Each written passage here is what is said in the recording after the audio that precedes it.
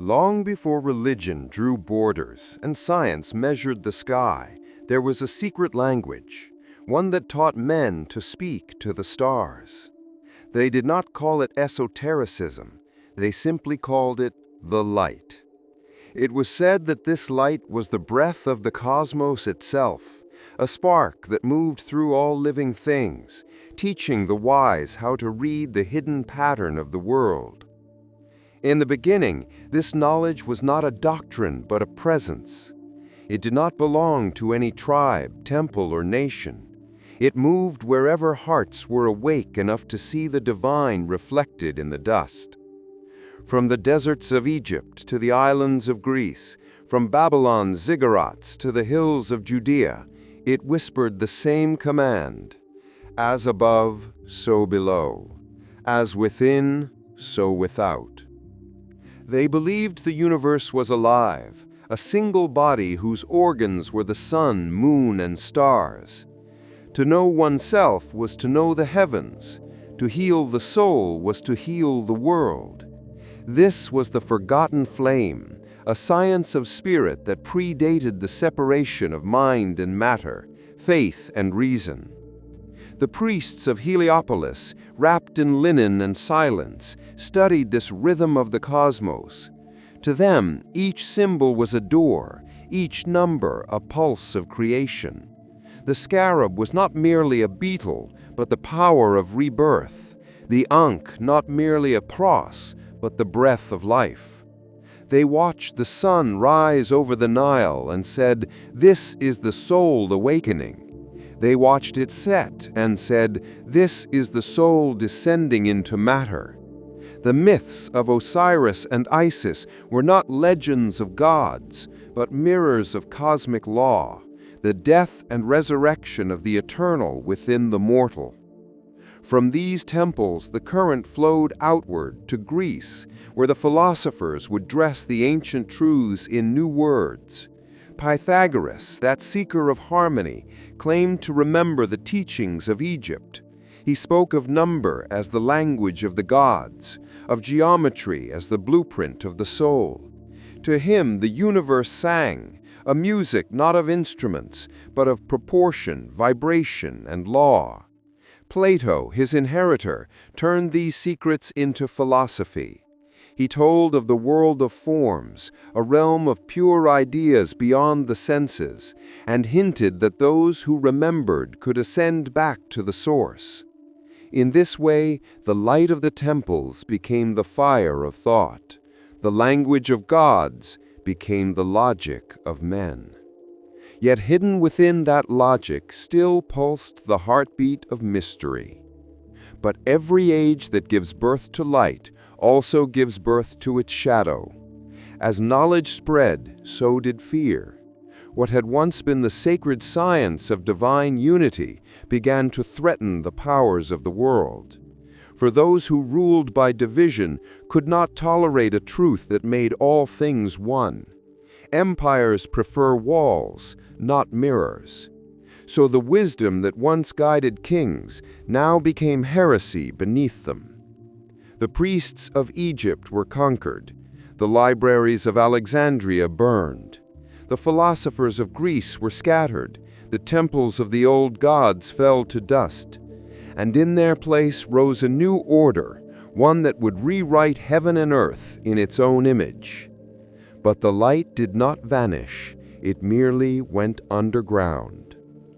Hidden in scrolls and coded symbols, it survived like an ember beneath ash. In the catacombs of early Christianity, whispers of the same truth could still be heard, that the kingdom of heaven was within, that divinity lived in man, not above him. But the empire would not allow that flame to spread. The mysteries were silenced, their initiates persecuted. The ancient gods were renamed devils, their temples defiled, their texts destroyed. Still, the light remembers its keepers. Across centuries, through storms of conquest and creed, there remained a lineage of seekers who refused to forget. They gathered in secrecy, cloaked not in robes, but in silence. They saw that the truth of the ancients was not dead, only dreaming. They studied the symbols of Egypt, the geometry of Greece, the visions of prophets, and the words of forgotten books, piecing together the same pattern under different names. They called it by many: Hermetism, alchemy, Kabbalah. Each was a mask upon the same face. In their hidden manuscripts, the universe was described not as a machine, but as a mirror of the divine mind. The stars were not distant fires, but living intelligences. The soul was not bound to earth, but capable of ascent through knowledge and purification. The philosopher's stone was never metal. It was the perfected self, the transmutation of darkness into light. To the outer world they seemed mad, dreamers and magicians, but in truth they were the silent architects of the Western spirit, preserving the unity between matter and meaning that the world had tried to forget. And so the hidden war began, not fought with swords or armies, but with symbols and silence. The keepers of the light faced the keepers of power, and though they lost their names to time, their ideas carved secret channels through the ages. Some became monks cloaked in Christianity, hiding hermetic truths beneath prayers. Others became alchemists, disguising revelation as chemistry. A few became artists, weaving divine geometry into cathedrals and paintings.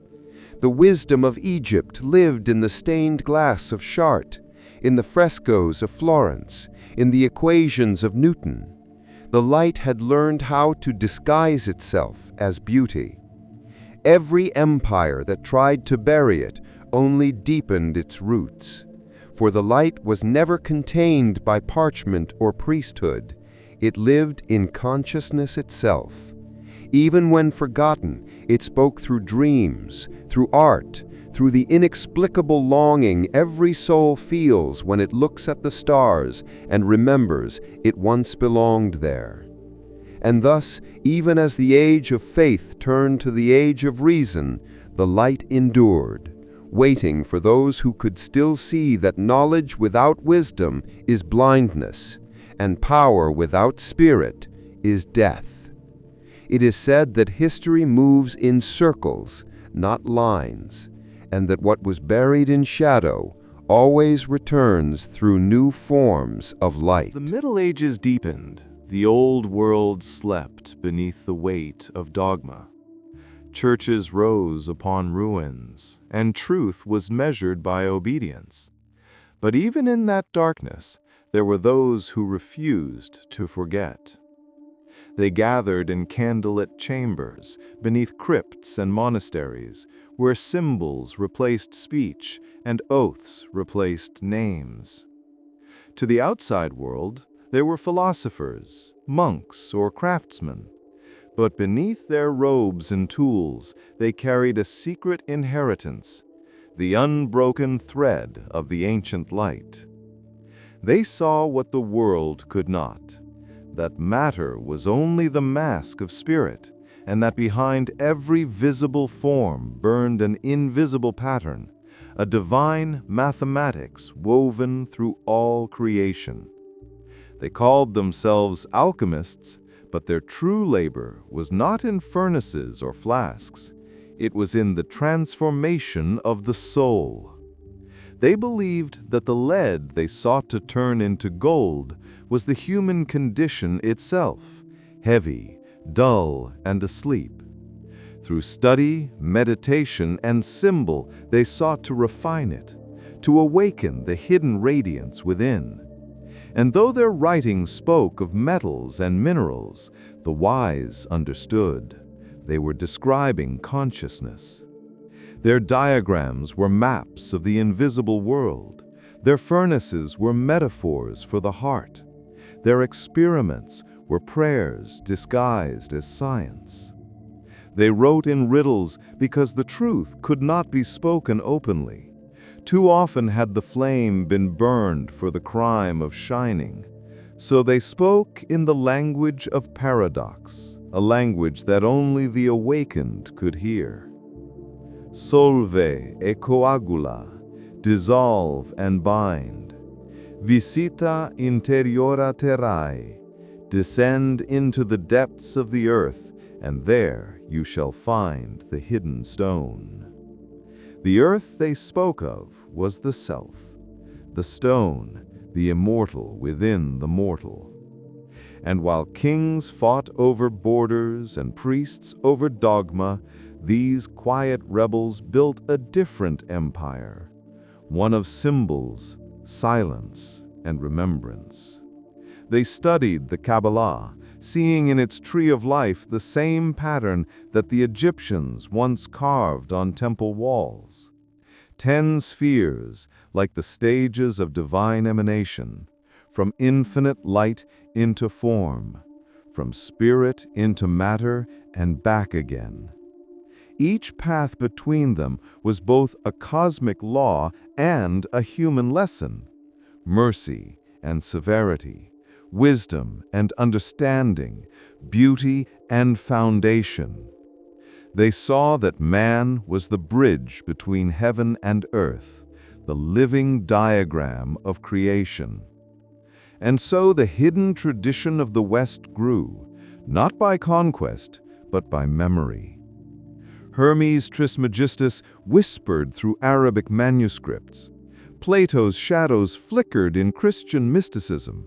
The Hebrew prophet spoke to Greek philosophers through the veil of time. Each age wore a different mask, but beneath them all, the same face watched patiently, the face of the light. Then came the Renaissance, the turning of the wheel. It was said that the stars themselves shifted to make way for a new dawn. Artists and thinkers began to look backward, seeking in the ashes of antiquity the knowledge their ancestors had lost. In Florence, Marsilio Ficino translated the Hermetica, believing he was restoring the wisdom of Egypt to the Christian world. Pico della Mirandola declared that man was divine because he was free, free to rise, to fall, to become whatever his will shaped him to be. To them, the universe was a divine book, written in symbols, and man was both reader and word. This was the silent rebellion, not a war of weapons, but of wonder. Where faith had once chained the mind, imagination now became its key. Alchemy became art. Theology became philosophy, and philosophy became magic. Not the crude sorcery of superstition, but the sacred science of correspondence. To these visionaries, everything mirrored everything. The motion of the planets reflected the pulse of the heart. The structure of the atom echoed the order of the heavens. They believed that by understanding the pattern in one, they could understand the pattern in all.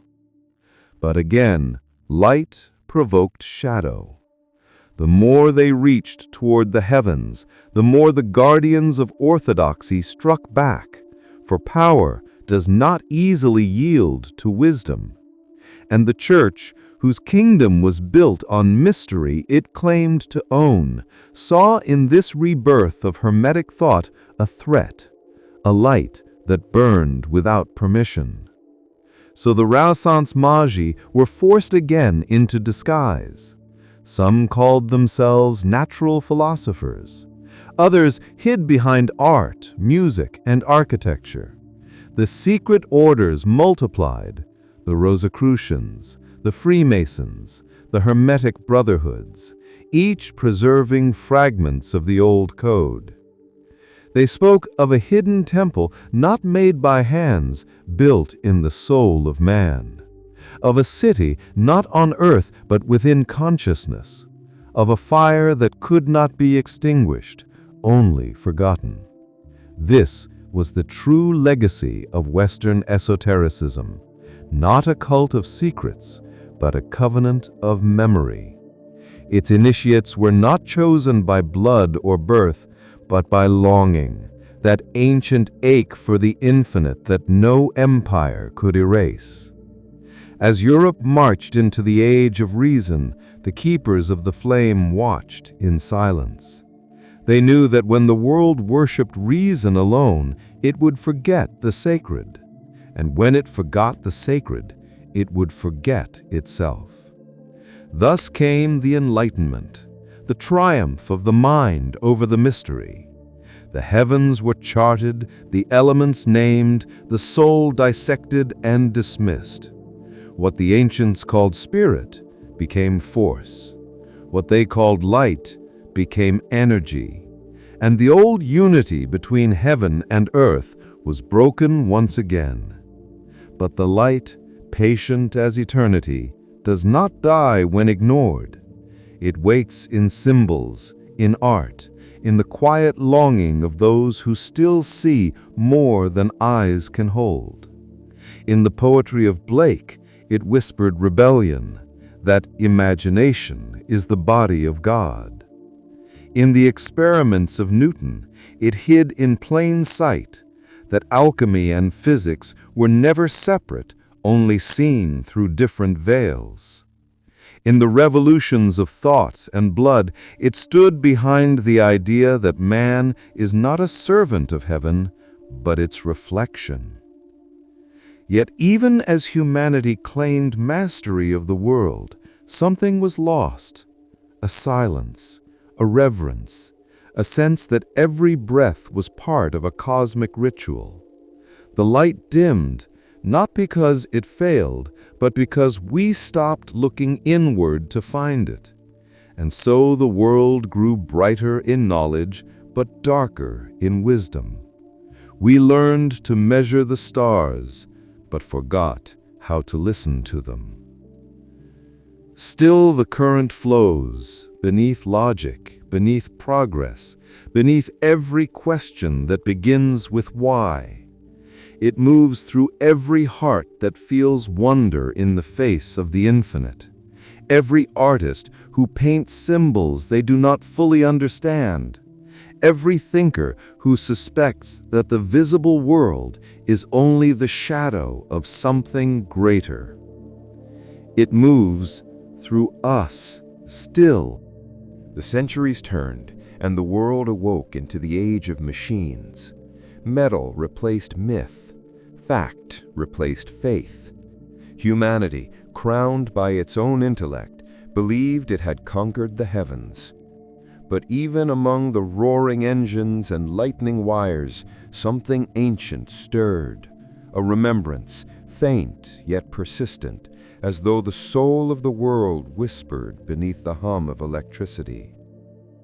The same light that once burned in temples and cathedrals now shimmered in new forms, in laboratories, in telescopes, in the trembling equations of physicists who began to see, once again, that matter and energy are not strangers, but mirrors.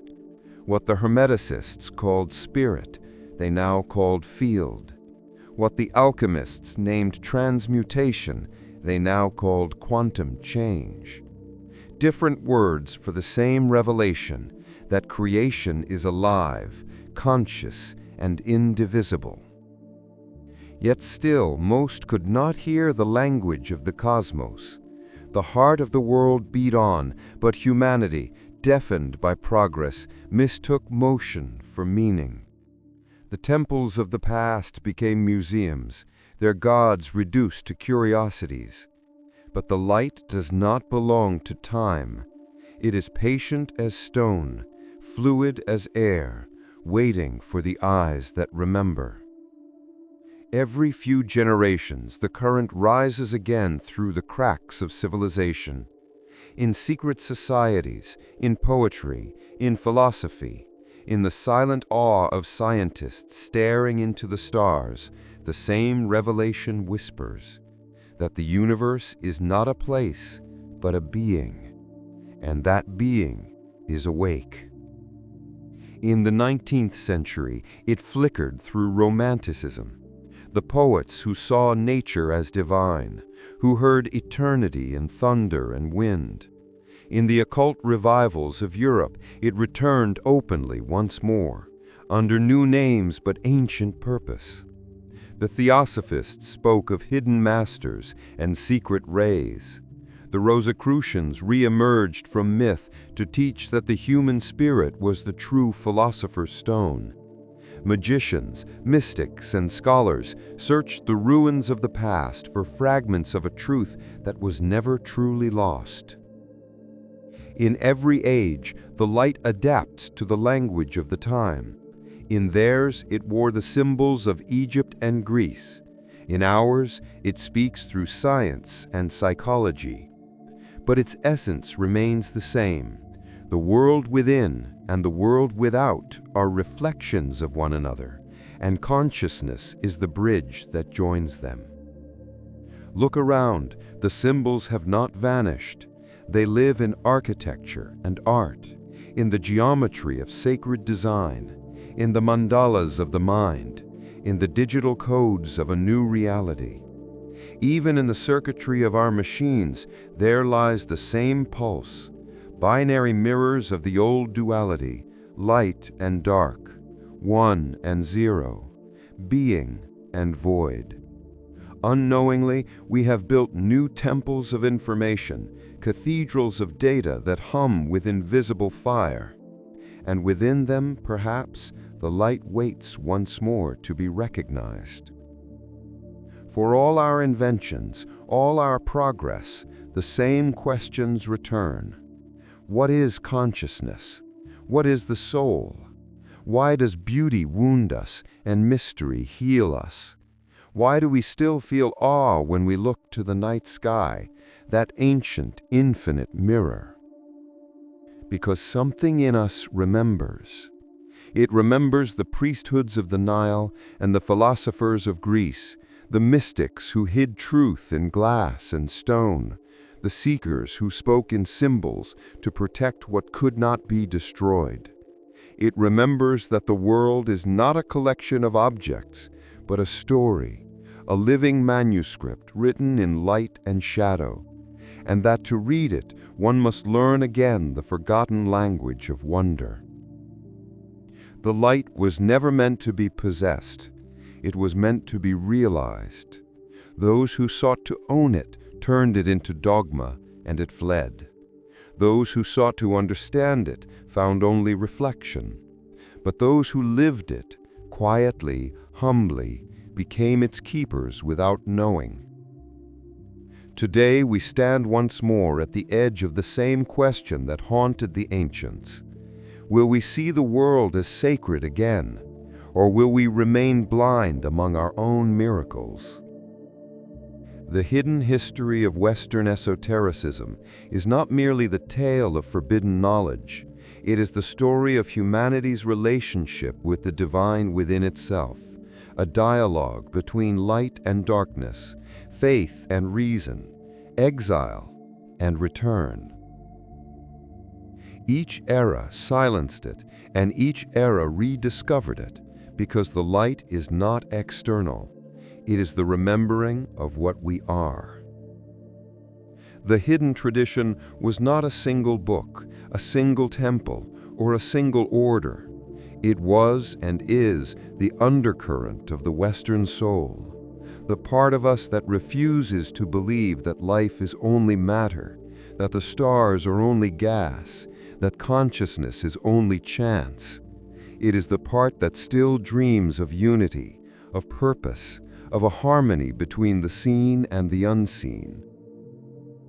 And perhaps that is why even now, when someone speaks of esotericism, of hermetism, of the occult, there is a flicker of recognition, an echo that stirs something ancient in the heart. Because deep down, we sense that this story is not about them, it is about us. We are the inheritors of the same flame, the forgotten alchemists of the spirit, shaping our world with thought and will, turning chaos into meaning. The symbols of the ancients were never meant to bind us to the past, but to remind us of our own divinity. The same light that glowed in the temples of Egypt burns still behind our eyes. The same voice that whispered to Pythagoras, to Ficino, to Newton, whispers still within our own silence, "Know thyself, and thou shalt know the universe." And so, though empires have fallen and doctrines faded, the light remains, not as a relic, but as a living current, flowing through art, science, and the quiet spaces between thoughts. It cannot be destroyed because it was never outside us. It is the memory of the infinite within the finite, the sacred heart of the Western dream. Every age will try to hide it. Every empire will try to own it. But the light always finds its way back, because the light is the world remembering itself. And as long as one mind looks beyond the veil, as long as one soul still hungers for meaning, the secret history continues to write itself in symbols, in stars, in us. So when you feel that strange pull, that quiet ache that says there is more to life than what you can see, know that you are not alone. You are hearing the same whisper that has guided humanity for thousands of years. You are standing at the same threshold where the ancients once stood, between darkness and illumination, between the visible and the eternal. Listen closely. The light is speaking again, and it remembers your name. History tried to erase their truth, but the light endures, and the pages remember. Subscribe and step once more into the forgotten world.